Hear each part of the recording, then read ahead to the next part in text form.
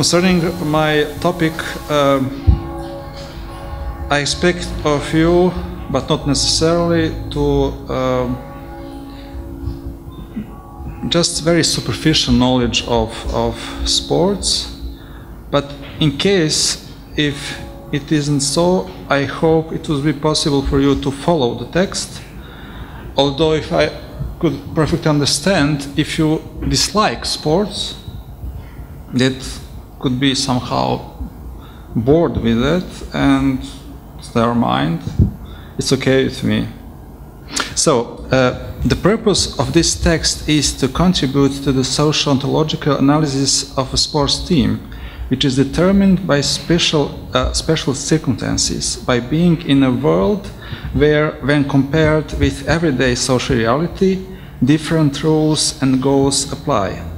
If the totality of what determines a human situation defines the real framework within which different forms of social collectivities develop, then what defines the area of sports are the rules that give rise to the sporting social framework.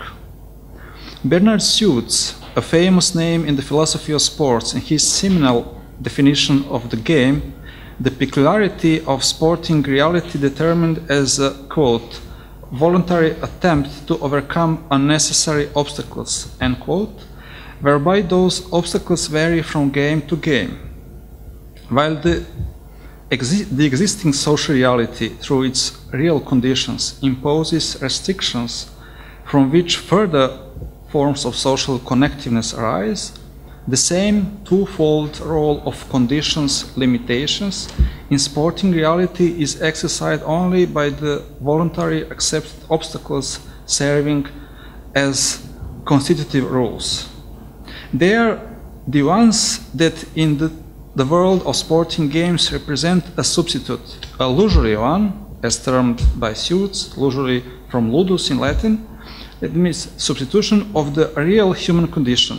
But regardless of their remaining within the artificial world of arbitrarily constructed rules, sports teams, as we shall try to show, can be largely described by the socio-ontological taxonomy, which is conceptually attuned to the social entities of serious everyday life.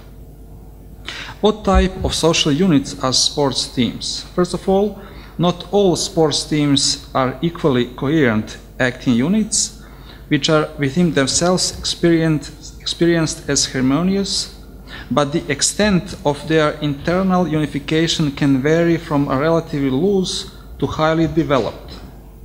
We should therefore ask, does any random collection of individuals who know and respect the constitutive rules of a collective sporting game and who literally in very elementary sense have adopted the skills necessary to play a sporting game, make a sports team?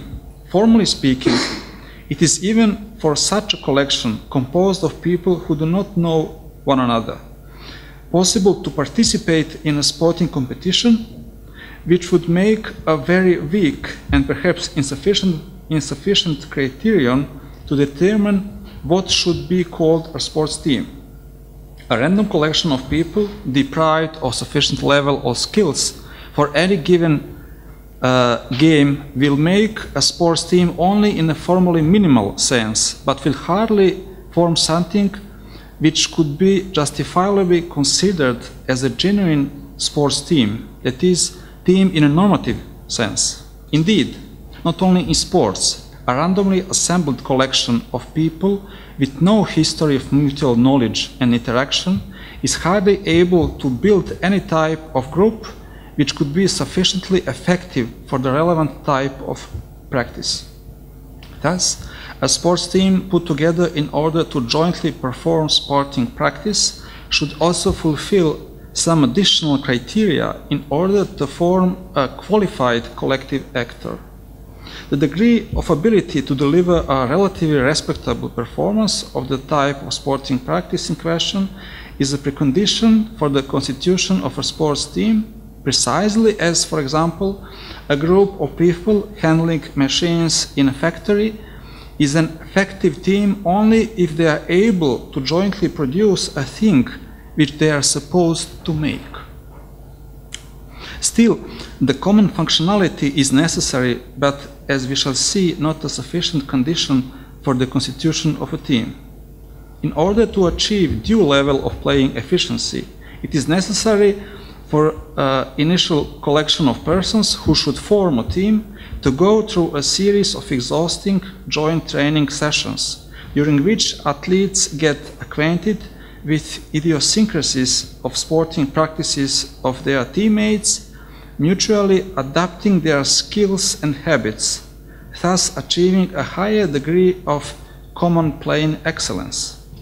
But even though functionality is an indisputable criterion of the successful sporting practice, a human group distinguished only by their functional unity could not become a sports team in the necessary sense. Namely, while jointly practicing, team members interact also as real persons, and thus they could not be seen only as reduced to the useful wheels of the projected team unit. Therefore, during such constantly repeated exercising activities where athletes steadily communicate with each other, a certain socio-emotional surplus with relation to the primary aim of training arise, and precisely that guarantees that their teamwork capability. The more they are capable of collectively producing respectable sporting achievements, the more they deserve the name of a sports team.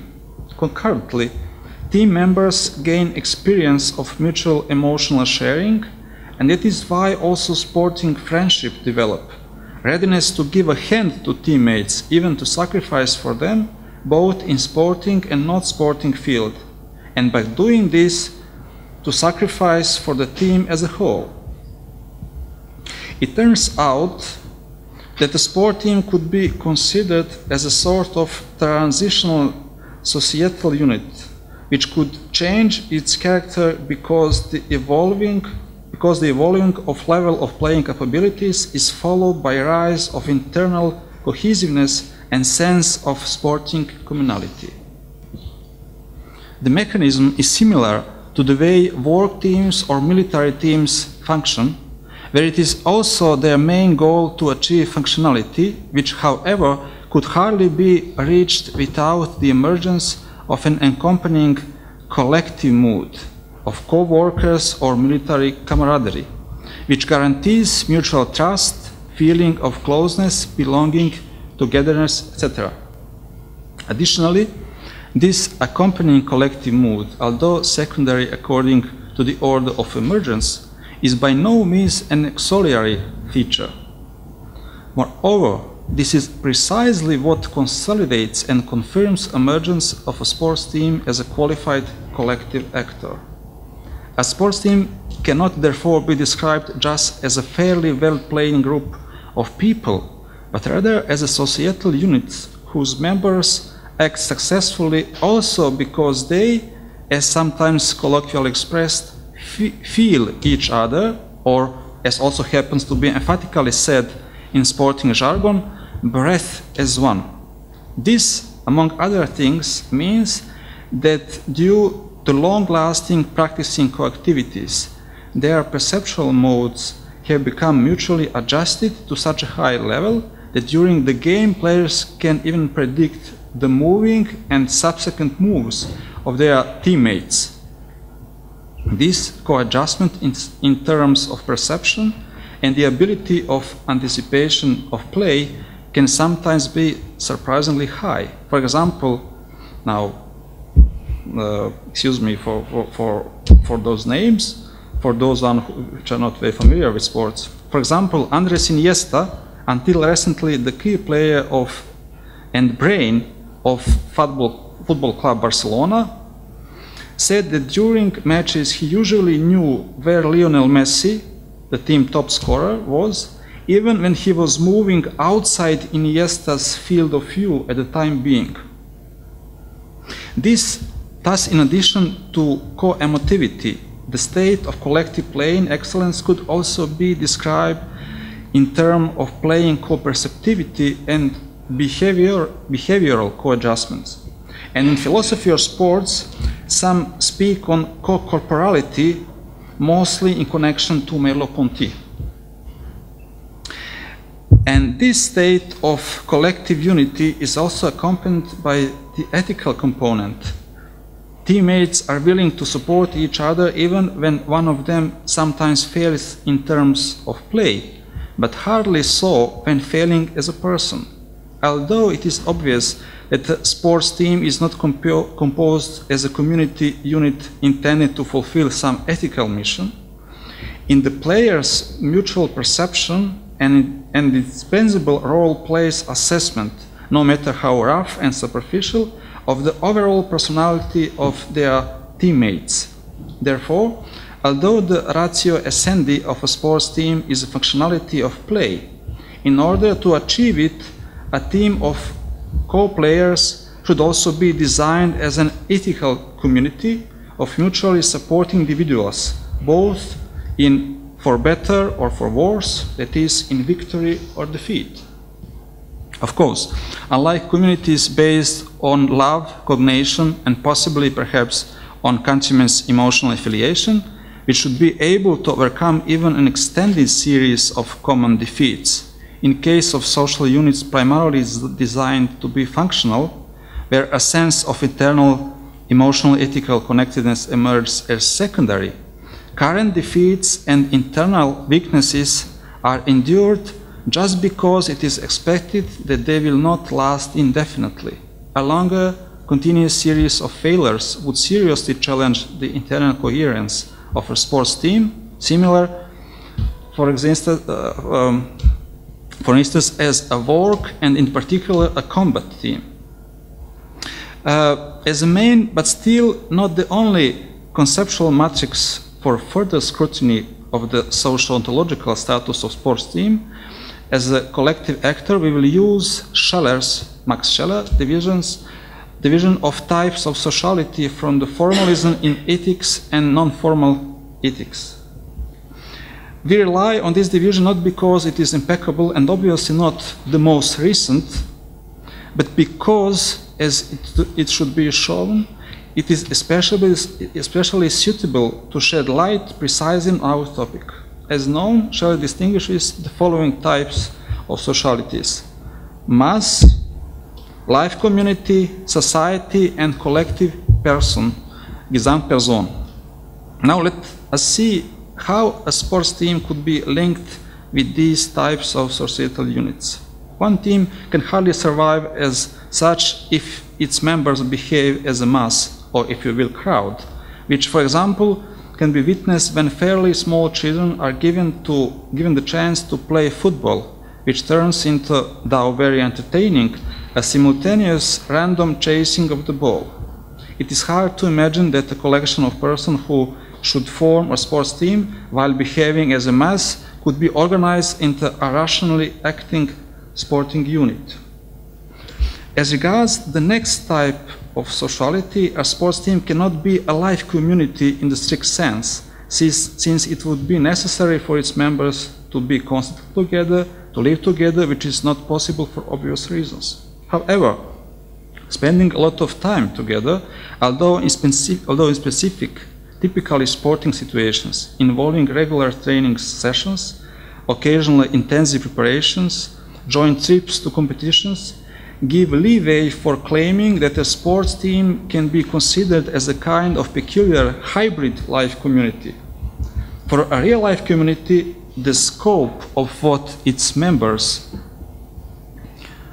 are facing with is fairly broad, and in principle, in most cases, it would be hard to say what should be its raison d'être, unless simply to continue to be. But in a hybrid sporting life community, things turned out to be slightly different. This community is spontaneously generated around a sports team dedicated to a particular sporting game, thus serving the team as a kind of societal basis which guarantees its existence even when it is out of immediate sporting activity.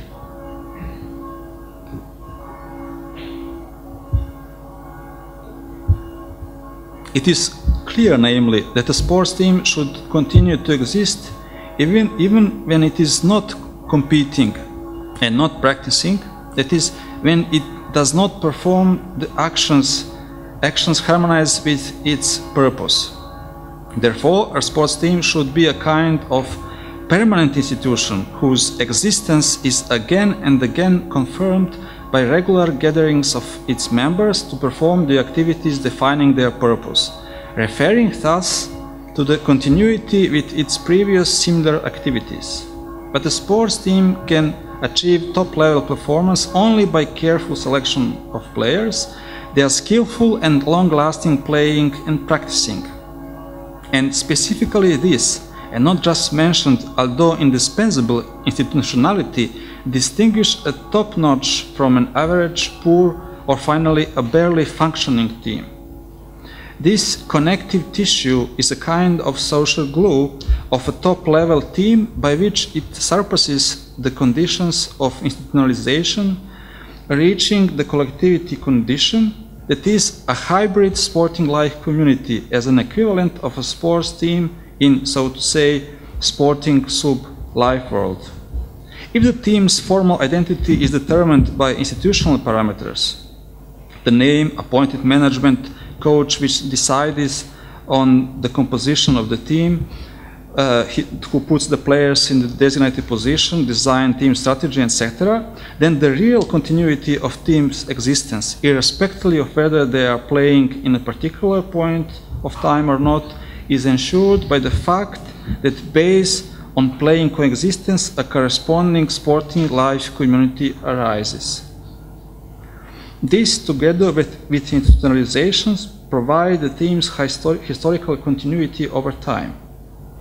Although the meaning of the game is in itself, strictly speaking, which is why it is attractive play the highest form of playing practice, it is institutionalized sporting competitions considered as almost self-evident that the sporting interests of the team consists of achieving the best possible numerically quantifiable results rather than just making efforts to improve the beauty of play.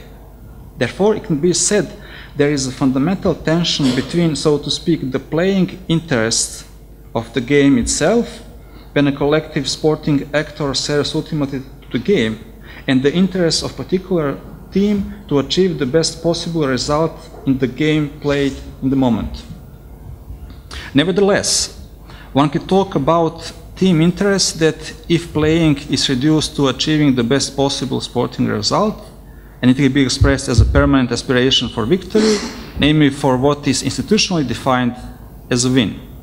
From this perspective, it could be said that a sports team is a collective actor who exists in order to achieve his own sporting interests, and derivatively to achieve individual sporting interests of the players.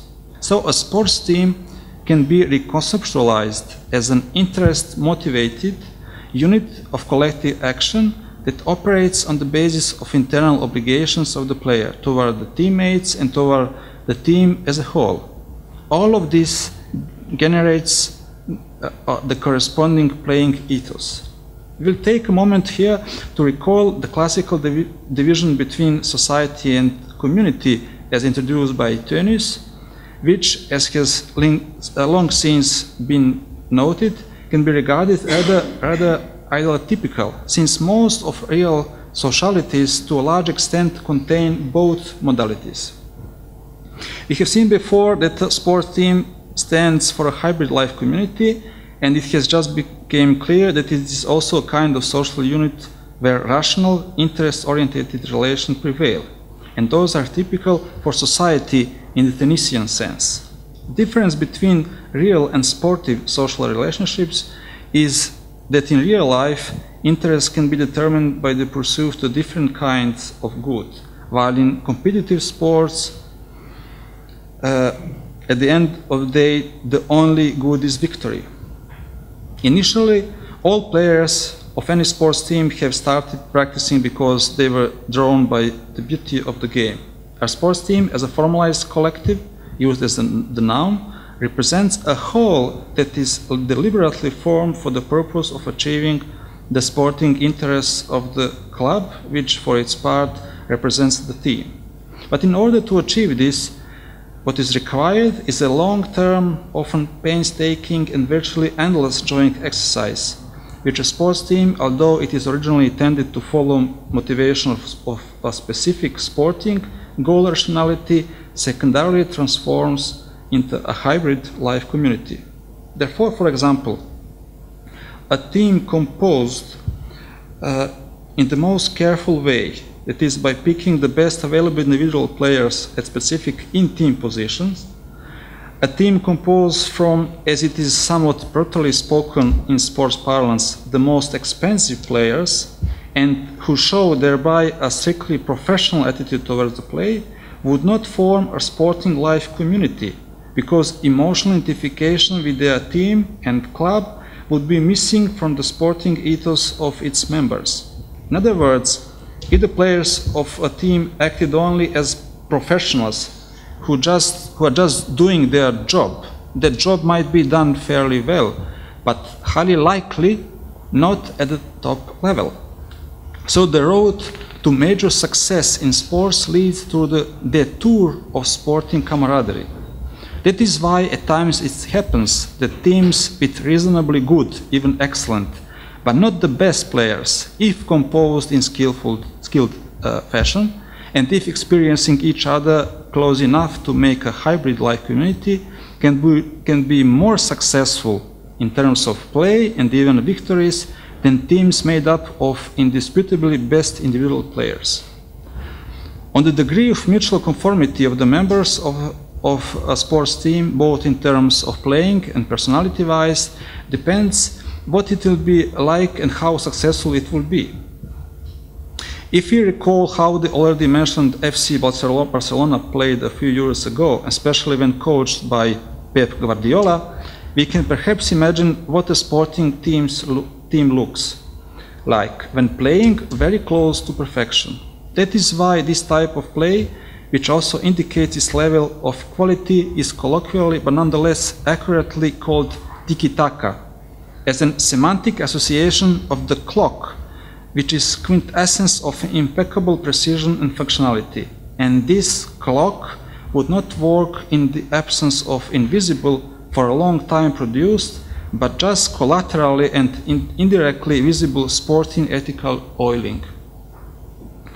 In such an almost perfectly composed and integrated team, whose playing perfection is an expression of the profound sense of closeness of its member on, but also off the field, arises the impression that not only some of its players play very well, nor that even all of them play very well, but rather that the team itself emerges as a single playing entity, or metaphorically, as a super person.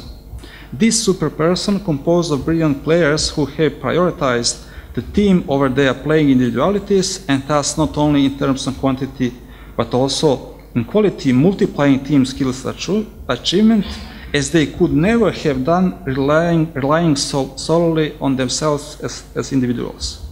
Ideally, a perfect sports team consists not only of top-level players who act exclusively for the benefit of the team, that is, who instead of their personal prefer the team's well-being. They should, moreover, act not as a group of individuals reasoning in pro-group I mode, to use Tuomella's conceptual phrase, but rather as a team of team reasoners, to borrow from the well-known division on Michael Bacharach. They have set their playing practice in such a way that the framework of their perception, action, and sporting reasoning while playing is the team's perspective.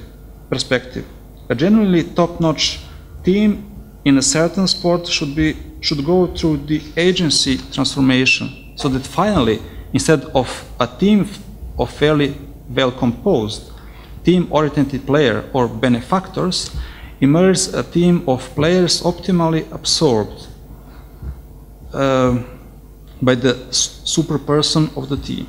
Perhaps precisely this particular super person might have been what Scheller had in mind when he, though metaphorically, speak about a collective person as a group of irreplaceable individuals who have incorporated their personal individualities into a collective meta-personality. FC Barcelona, from Guardiola's age, seems to be kind of that.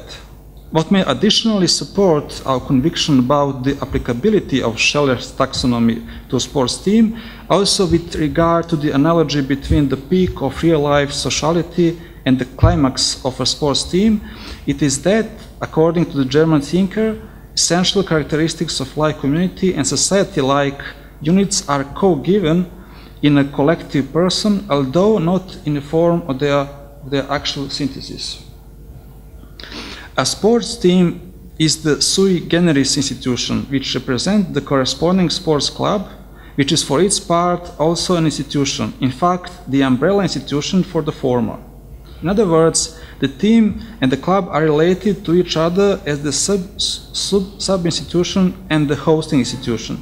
They are institutions of different degrees, whereby the former goes into the latter. It is possible that one club can contain more teams of the same type of sport: A team, B team, various categories of youth teams, female senior team, female junior team, etc. Likewise, sports clubs dedicated to different sports may be linked together to a further unique corporate entity that encompasses them all, thus providing them with even higher umbrella identity framework from which they all receive a common name and their respective distributively derived club identities.